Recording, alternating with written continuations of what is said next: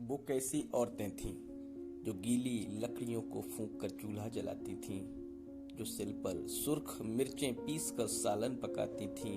वो कैसी औरतें थीं सुबह से शाम तक मशरूफ लेकिन मुस्कुराती थीं, भरी दोपहरी में सर अपना ढककर मिलने आती थीं, जो पंखे हाथ से झलती थीं और बस पान खाती थीं, जो दरवाजे पे रुककर देर तक रस्में निभाती थीं, पलंगों पर नफासत से दरी चादर बिछाती थीं। वो कैसी औरतें थीं वसद इसरार मेहमानों को सिरहाने बिठाती थीं, अगर गर्मी हो ज्यादा तो रुआवजा भी पिलाती थीं, जो अपनी बेटियों को स्वेटर बुनना भी सिखाती थीं, जो कलमे काढ़ कर लकड़ी के फ्रेमों में सजाती थीं।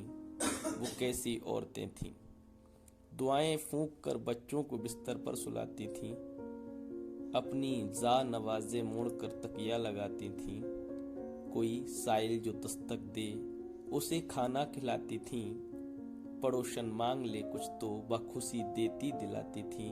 वो कैसी औरतें थीं जो रिश्तों को बरतने के कई गुर भी सिखाती थीं, मोहल्ले में कोई मर जाए तो आंसू बहाती थीं। वो कैसी औरतें थीं कोई बीमार पड़ जाए तो उसके पास जाती थीं, कोई त्योहार पड़ जाए तो खूब मिलजुल कर मनाती थीं। वह क्या दिन थे किसी भी दोस्त के हम घर जो जाते थे तो उसकी माँ उसे जो देती वह हमको खिलाती थीं। वो कैसी औरतें थीं मोहल्ले में किसी के घर अगर शादी की महफिल हो तो उसके घर के मेहमानों को अपने घर सुलाती थीं। वो कैसी औरतें थीं मैं जब गांव अपने जाता हूँ तो फुर्सत के जमानों में उन्हें ही ढूंढता फिरता हूँ गलियों और मकानों में, मगर अपना जमाना साथ लेकर खो गई हैं वो, किसी एक कब्र में सारी की सारी सो गई हैं वो।